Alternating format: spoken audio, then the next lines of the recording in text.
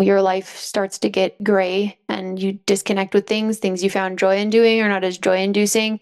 I mean, even me distancing myself from my femininity, I wonder sometimes how much that was actually also potentially related to the abortion, because on some level I didn't want to be associated with the very thing that allowed me to bear life in the first place. Mm. Um, yes, to increased promiscuity. And there's often this sort of like replacement baby syndrome where you're so grieved at what's happened that you want to have another baby, but then you end up being in the same situation where you're like, oh, well, I can't have this baby. And then you get another abortion. And so unfortunately that can also be really common, just sort of repeat abortions, which is really, really sad.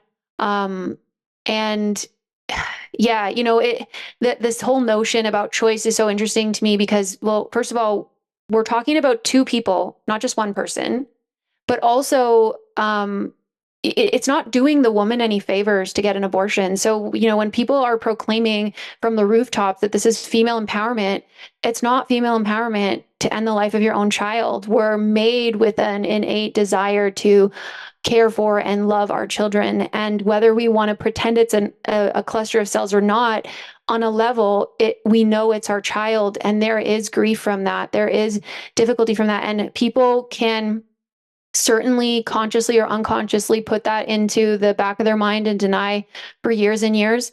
But, when I share my testimony, often I hear from women who say, well, thank you for sharing, because I've never told anyone. I remember one of the first times I shared, a woman who was in her late 80s said, wow, I've never really told anyone. I haven't even told my daughter I had an abortion when I was 17, and she had tears in her eyes. And she says, like, I've never been able to tell anyone.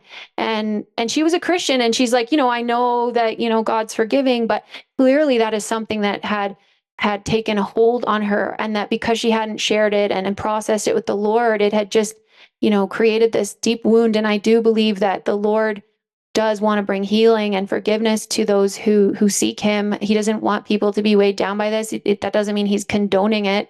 Obviously, if anyone's pregnant now and is thinking about it, like, choose life, because life is a blessing and you will be blessed by that life and you won't regret it. The reality is too that I didn't know I was already a mother at 8 weeks at conception. I was already a mother.